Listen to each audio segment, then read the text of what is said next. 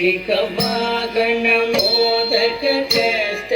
चामर कर्ण विलंबित सूत्र वामन रूप महेश्वर पुत्र दीन विनायक पाद नमस्ते मूषिकवाहन मोदक कस्त चामर कर्ण विलंबित सूत्र वामन रूप महेश्वर पुत्र दीन विनायक पाद नमस्ते दीन विनायक पाद नमस्ते सरस्वती नमस्तुभ्यं वरदे कामरूपिणी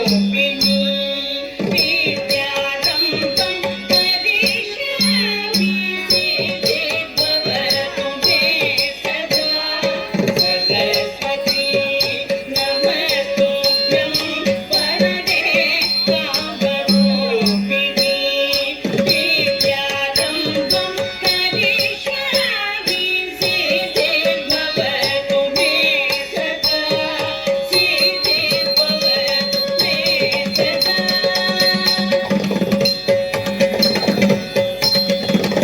नमस्तेस्तु महामाये